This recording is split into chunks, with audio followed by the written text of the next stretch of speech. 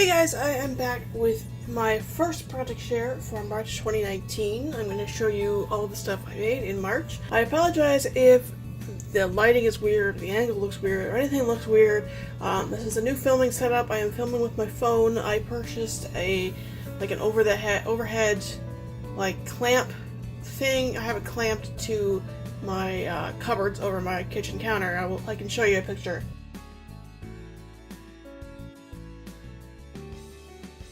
Then it has a phone mount on one arm and the other arm has a ring light on it.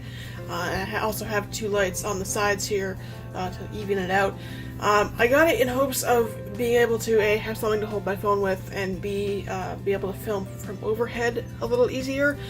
I think this is an easier setup and probably a better setup than with my camera and my giant tripod. It definitely works better for my small space.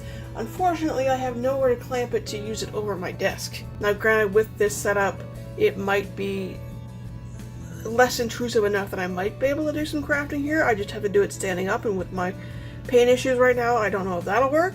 But all that rambling to say, this is a new setup. I'm using my phone. I'm still trying to figure out the editing. I'm having to film this a second time because the settings that I had on my phone for filming were like variable frame rate, and that got all messed up in the editor, and the editor converted it to a file type that it doesn't seem to like for some reason. It chose the file type and then the files won't play properly in the editor. I don't understand. So I have changed the settings to a consistent frame rate. Hopefully that will fix it and I can edit this one.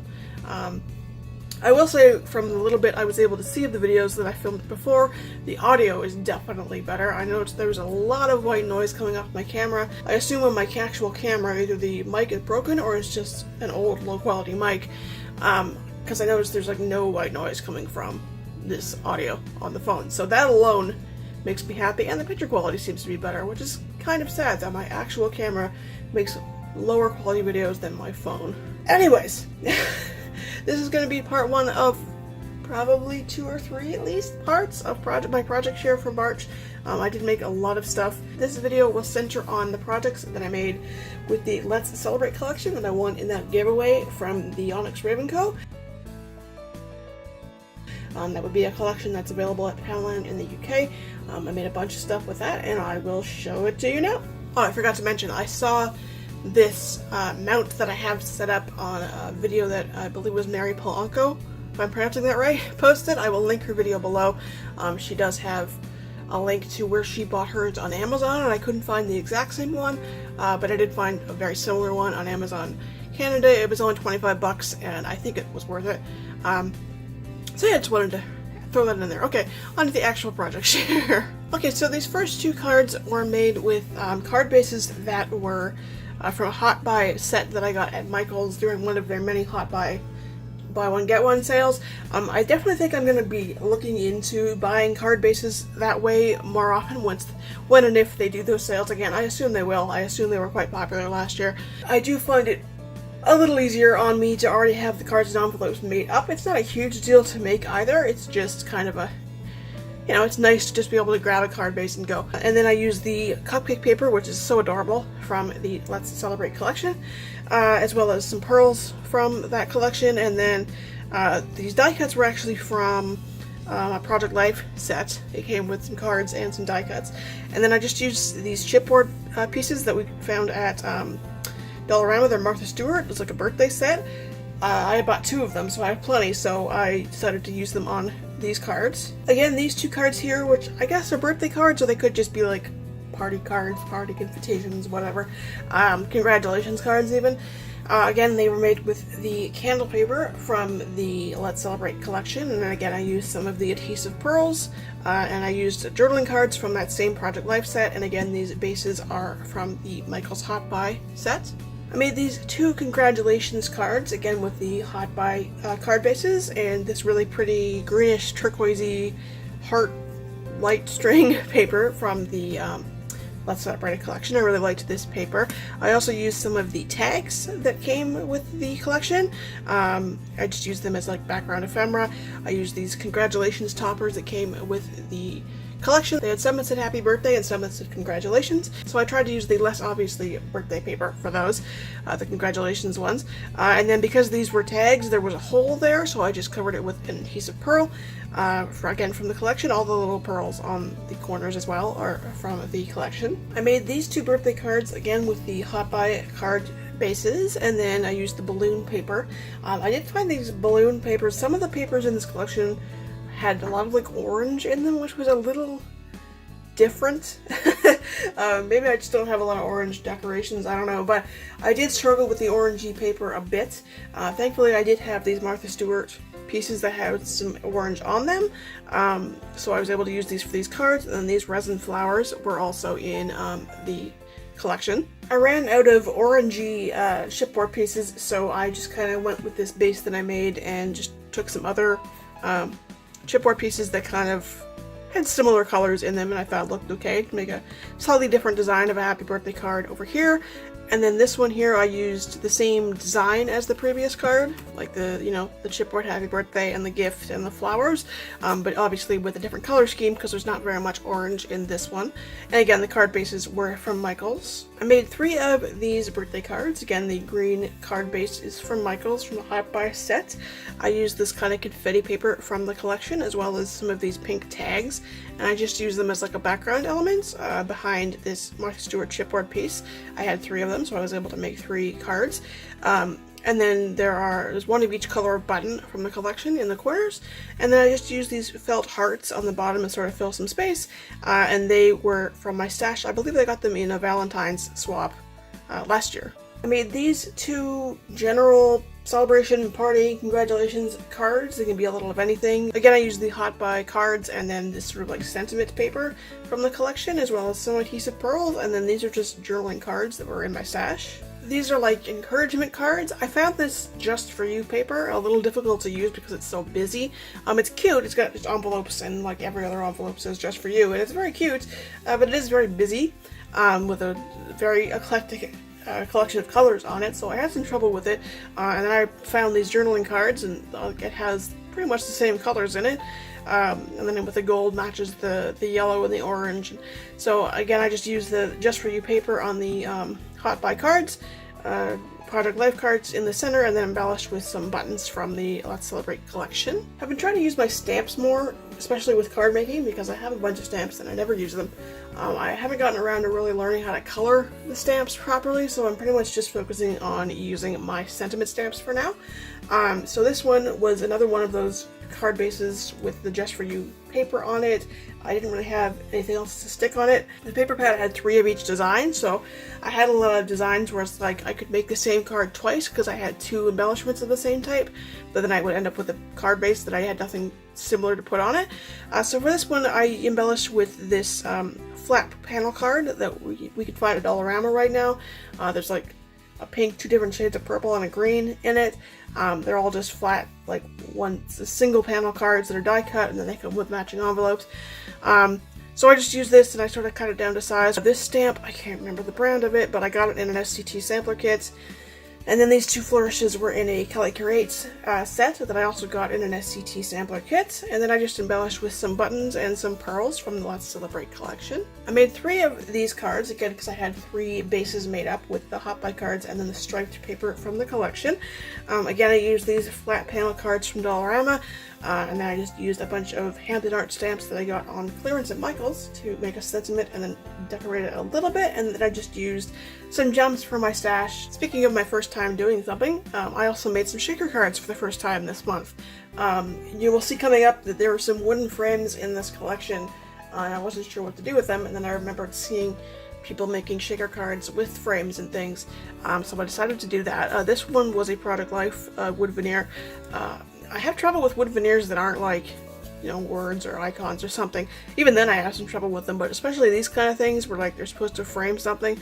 I had no idea what to do with them, and then when I was playing with the frames from this collection, I was realizing, wait, I could pull these out and use them as shaker cards as well.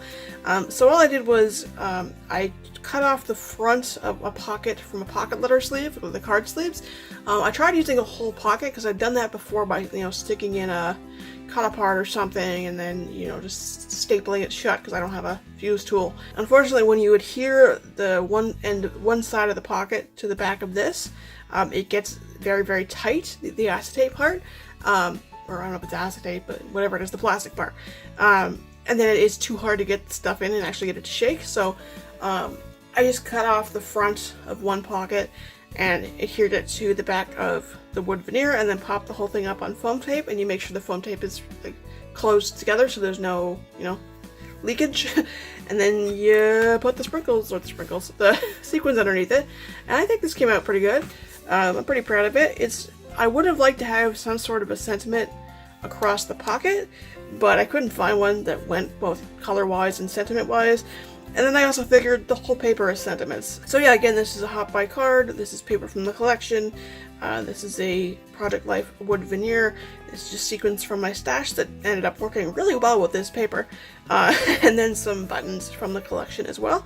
And yeah, I'm pretty proud of how this turned out. So this is when I started making cards with some of the scraps from the paper I'd used. Once I cut out those 4x5 1/4 bases, you end up with like 2x6 pieces. And obviously I just trimmed them down to 5 1/4 in length. But you end up with a bunch of these scraps, and I had seen people on YouTube showing how to use those to make cards, so you're not just like throwing them out. So in this case I just layered the different pieces like I said, because there was 3 of each design, I would end up with 3 2x6 scraps. So I just kind of did the reverse on both. So this one's got 2 candles and a cupcake, and this has got 2 cupcakes and a candle. In other words, it's a similar design. Again, it's the Hot Buy cards. I used the wood frames that came in the collection to make shaker cards again. And I used these happy birthday stickers that were in the collection, as well as some bows and some adhesive pearls. And again, I like how these came out. It was nice to use up some of my sequin stash and make some pretty sparkly things. I also used some of the less obvious birthday paper or paper that's not just birthday stuff, to make some congratulations shaker cards. Again, same deal. It was Hot Buy card bases, scraps of the paper, stickers, and wooden frames from the collection, as well as pearls and ribbons. And again, I think they turned out really cute, and it kind of makes me want to get my hands on more wood veneer frames and stuff so I can make more shaker cards because they're fun. And then to use up the last 2 wood veneers, I again used some of the less obvious birthday paper to make shaker cards with a slightly different color scheme. I used a different sequin mix for this, but again, it's Hot Buy cards, paper, and wood veneers, and bows from the collection, as well as sequins from my stash. And then these stickers are just from a Dollar Tree set. I was having trouble finding a sentiment that both fit over the shaker but also match the color scheme. So when I was looking through the Dollar Tree stickers that I still have yet to put away from like last summer, I realized there was a bunch of black and white sentiments, and that one happened to fit, you know, nicely over the frame. It also is a little more generic, so it doesn't have to be a birthday card. And again, I like how they turned out, especially since I do struggle with orange cards in general, just orange stuff that's not like Halloween related or fall related. It was nice to use some of that up in this way. This is the last card that I made with the 2x6 scraps, which is what I had left. I used again a Hot Buy base, as well as the scraps and the stickers and the sticker and the buttons from the collection. And then this is another Martha Stewart piece. I did also make another card without scraps, like with the full pieces, that I just blanked out on until right this second. I will insert a picture here. It was sent out to give to a little girl from I'm in like a card shower group on Facebook, and this little girl had a birthday party and no one has showed up. So someone was asking for cards and whatnot, so I threw in some stickers and stuff from my stash and whatnot, and I just made her a card. I did take a picture of it before I mailed it, so I will insert it here.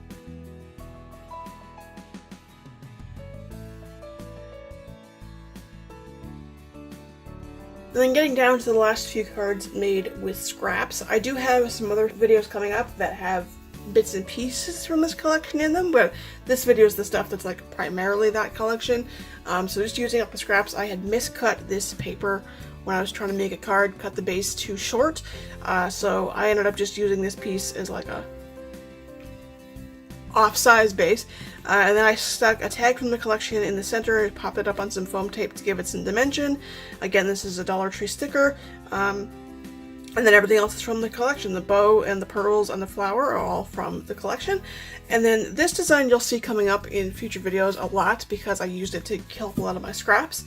I had seen someone do something like this on YouTube before, so I just decided why not. Again, this is one of those originally 2x6 pieces that I just cut down to 2x4 or 5¼ rather, and then I used my 1-inch circle punch to punch out from other scraps.